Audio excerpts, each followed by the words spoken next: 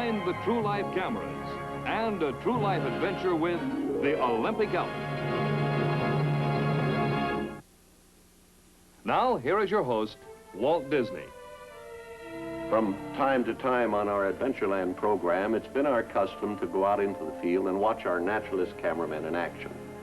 Now, these are the men who photograph the nature stories that we call true life adventures. You're liable to meet a true life adventure crew almost anywhere in the world. Australia, Samoa, Japan, and in Alaska and the Yukon Territory, there are several crews covering the wildlife of this region, or our true life adventure, the Arctic wilderness. For each assignment, there's a different problem. And often the scenes behind the camera are just as interesting as the ones before it.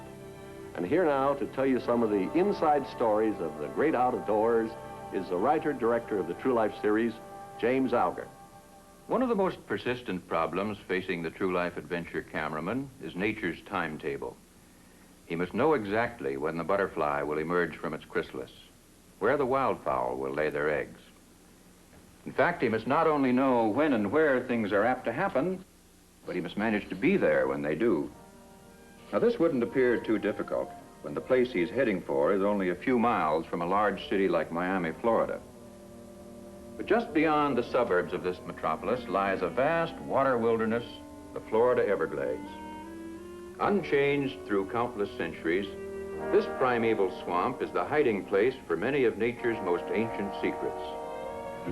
To explore these mysteries for our feature, Secrets of Life, the True Life cameras must be carried deep into the heart of the Everglades. And this calls for an airboat, a unique combination of floating and flying. This crazy contraption consists of a pontoon, a propeller, and a pilot. It will travel through almost anything from deep water to slick mud, which makes it ideal for use in the marshy Everglades, where the water is often miles wide and an inch deep. The Andersons, Claire, and her naturalist photographer husband, Bill, are veteran airboaters. To them, this wild ride through a land that time forgot is a matter of daily routine.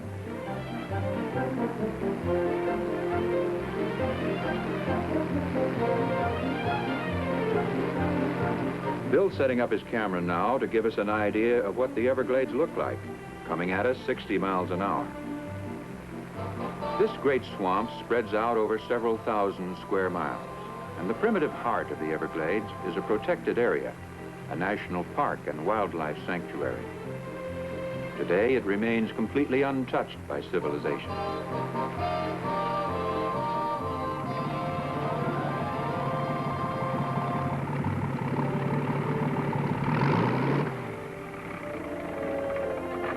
To Bill Anderson, the trackless maze of weeds and water is a familiar place, for his camera has peered into the homes of many of the marsh dwellers. And when he comes upon a bit of floating grass, he knows this is the hidden nest of Mrs. Grebe, a fish-eating bird who seems to have gone fishing for the day. Bill has been checking this nest periodically, and he's always ready to record any change in the Grebe's domestic affairs. This may be the day for the eggs to hatch. But this is expecting a little too much, so the Andersons carefully leave things as they found them and push deeper into the Everglades. The airboat runs at its best, not in water alone, but over a slippery surface of wet reeds pressed down by its passage. And whenever it gets going full clip, the residents of the swamp hastily concede the right-of-way.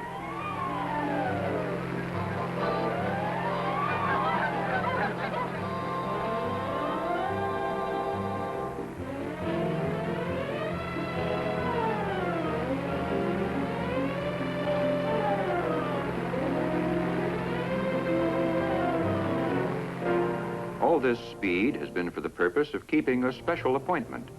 And so this time, Bill passes up many likely camera subjects. A flotilla of pelicans. The blue heron, a feathered spear fisherman without equal.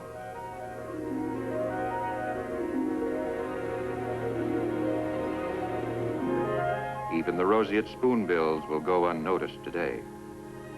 For if Bill's timing is right, One of the smaller marsh dwellers is just about ready to play out his role for our feature production, Secrets of Life.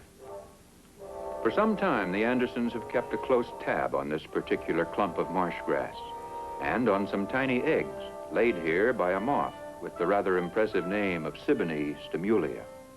This time, their luck holds. The eggs have hatched on schedule, and the result is an unusual and colorful caterpillar known as the saddleback. Unlike most caterpillars, the saddleback has no legs, so the question is, how does he move?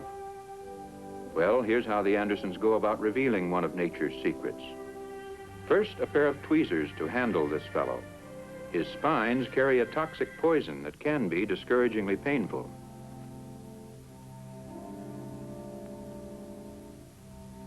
Then, a pane of ordinary glass. And seen from underneath, it's clear that the saddleback moves with an undulating body motion similar to slugs and snails.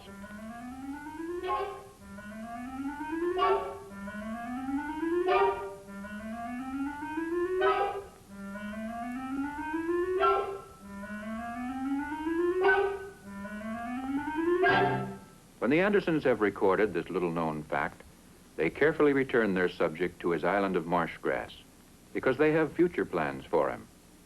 He still has to go through the chrysalis stage, and from that he will emerge as a moth to begin the cycle all over again.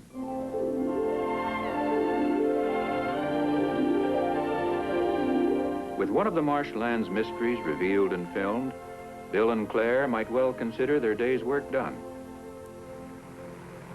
But their search will go on, deep in the remote reaches of this vast swamp. For in these hidden places are concealed many miracles, nature's secrets of life.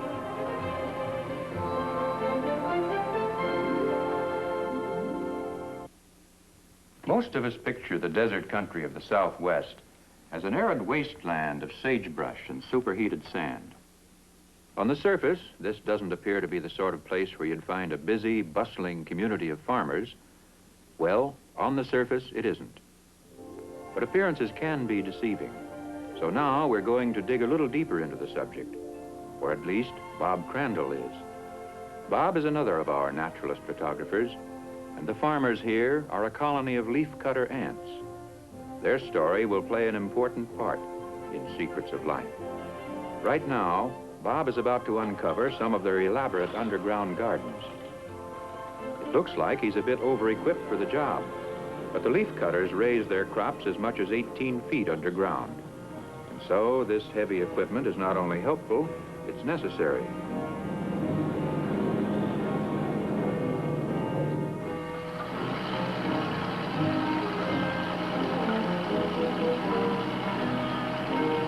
Under Bob's supervision, the power shovel scoops up the dirt a shallow layer at a time. Although the machinery is ponderous, the operation must be delicate and exacting. One false move could seal up minute passageways, destroy the tiny leaf gardens of the underground world.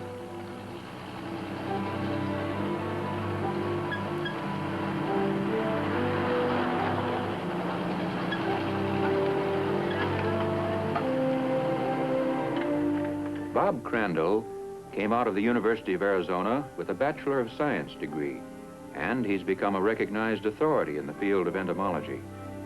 He discovered very early that one of the best tools for prying into the private lives of insects was the motion picture camera, and he himself developed several new and effective camera techniques. Bob finds his careful engineering has paid off. The power shovel has uncovered some miniature caverns far below the surface.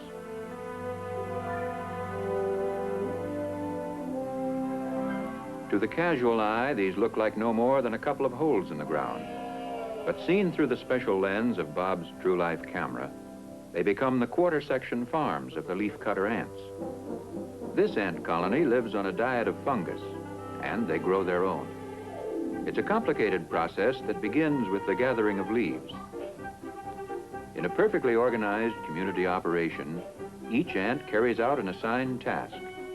Of course, just who decides the assignments and gives the orders isn't known. But each individual does have a responsibility, and he performs only his own job. Many work above ground, cutting leaves from a great variety of shrubs and plants. A constant supply of this raw material is needed.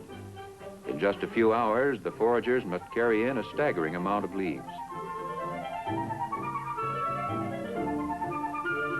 Meanwhile, other workers are busy chewing the leaf harvest into a paste, and then it's hung on the walls and ceilings of the underground rooms.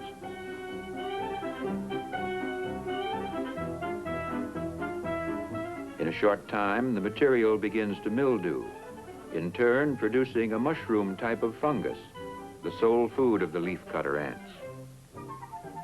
In these curious hanging gardens, it's the duty of the caretakers to keep the growing fungus properly trimmed and to weed out undesirable types of growth. It's an odd fact that these subterranean gardeners have the ability to arrest the growth of the mold at what they consider its most palatable point, and they can maintain it in this state for indefinite periods.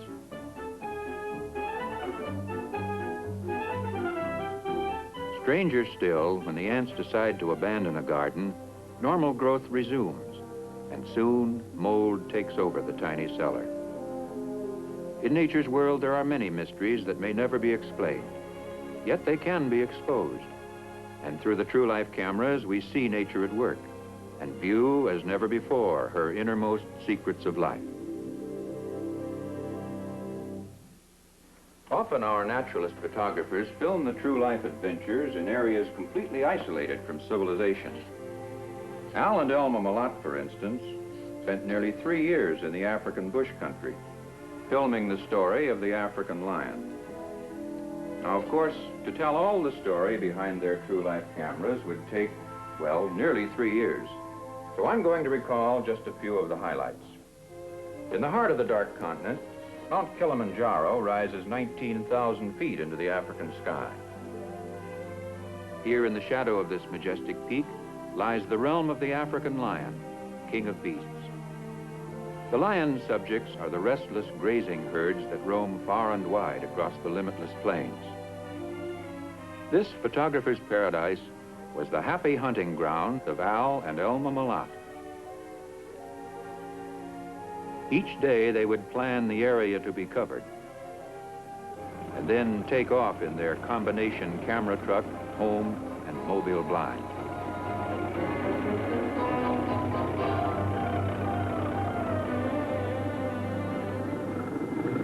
Early in their adventure, they came upon the African elephant, an exciting moment for a naturalist photographer.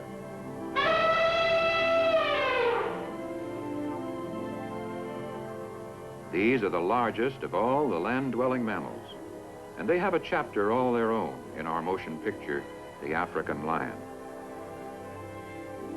With his True Life camera, Al Malott recorded many interesting and little-known facts about the ponderous pachyderms. These modern mammoths have no natural enemies. Their great size and their habit of traveling in herds provides protection for the young. So, aside from an occasional pitfall, the youngsters lead a carefree existence. The young of most species are naturally playful, and a baby elephant is no exception.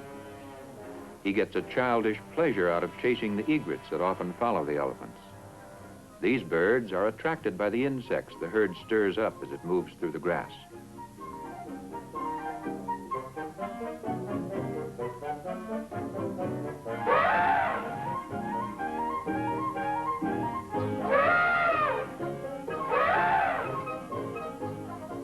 This youngster may be big stuff among his feathered friends, but when the herd moves on, he's just another tiny toddler.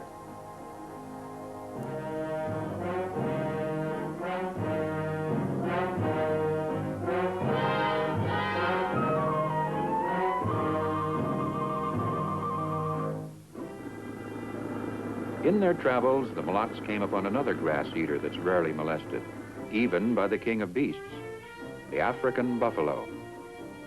A pair of horns that often spread 4 feet across, and a completely unpredictable disposition make him one of the most dangerous of African animals.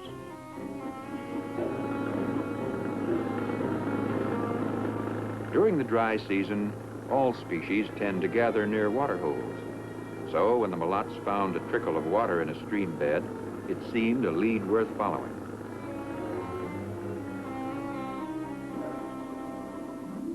Where the trickle spread out into a shallow mud-rimmed pool, Al found signs of many animals.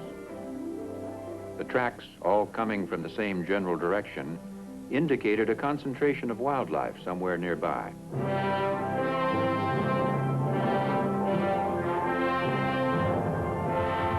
Al had read the sign right, for presently a tremendous herd of wildebeest poured through the trees surrounding the waterhole. A species of antelope, these cow-like creatures are a favorite prey of the African lion.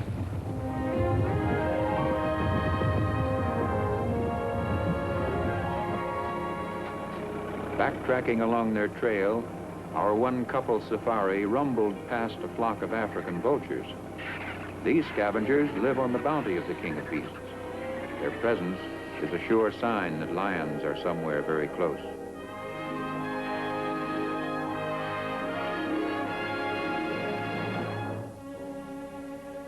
Peering into the private life of a lion with a motion picture camera requires skill, courage, and infinite patience. For 3 years, the mulatts literally lived with the lions. In fact, the camera truck became such a familiar sight in lion country, the big cats grew quite accustomed to it, and soon resumed the normal pattern of their daily lives. It was then that Al Mulat got his True Life camera rolling to film all the intimate details of a lion's home life. It's scenes such as these that make our motion picture, The African Lion, a unique film document, entirely true, completely unstaged. In it, we are privileged to see the African lion as he really is, and as he has never been seen before.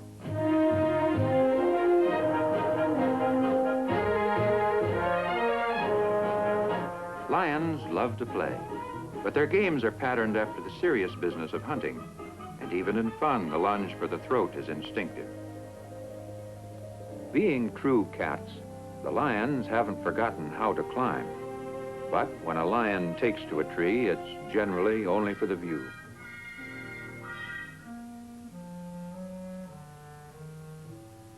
A family of lions is called a pride. It includes all the members of several generations, and for the most part, they're just one big happy family.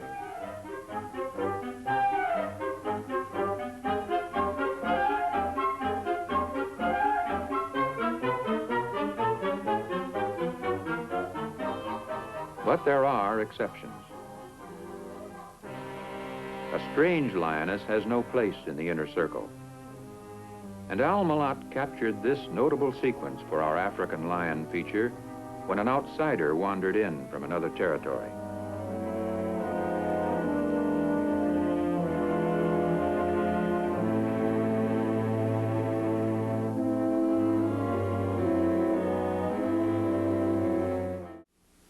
And where was her own lion-hearted mate when the fur began to fly? Well, he was dutifully holding down the shade at home, cool, calm, collected, and comfortable. But when the real head of the royal household limps home, she's in no mood to share the shade, and says so in no uncertain terms.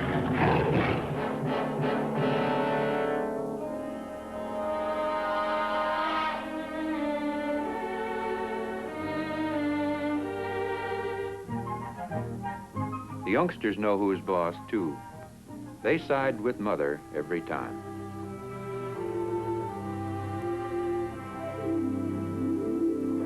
At the height of the dry season, the mulatts came upon one of Africa's most dramatic spectacles. This time of year, hot tropical winds whirl the powdery topsoil high into the air in twisting columns called dust devils. They merge, grow, and gain in strength. Soon, great dust storms sweep across the parched plains. The few remaining water holes dry up and disappear, and the grazing herds now must begin a long trek in search of new watering places.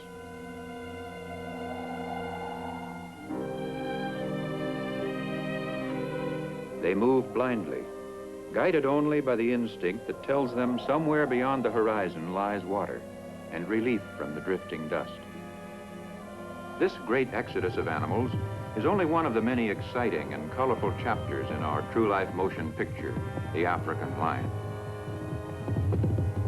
Strangely, the king of beasts must join this mass migration too, for the grazing herds are his staff of life, and where they go, he must follow.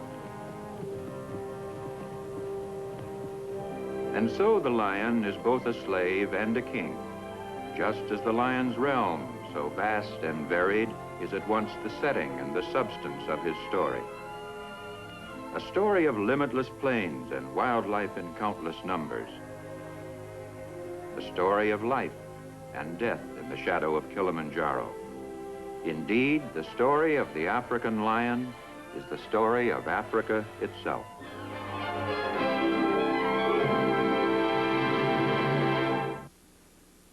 From the stories behind the cameras to the ones in front of them is just a matter of a few steps. Now it's time for us to make the move. So here to take us on another journey into the wonderland of nature is our true life adventure narrator, Winston Hibbler. Early in the history of the United States, as civilization swept out of the east across North America, the frontiers of the wilderness retreated steadily to the west. Until today, one of nature's last strongholds is the Olympic Peninsula, here in the northwest corner of the continent. This is the home of the Olympic elk, a species of animal found nowhere else in the world. Each spring, these majestic animals migrate from their winter home in the lowlands to their summer grazing grounds high among the topmost peaks. The lonely champion is the last to leave. Next year, older and wiser, he'll leave the fighting to the impulsive youngsters. With his departure, a cycle in the life of the Olympic elk comes to a close, and with it, another true life adventure.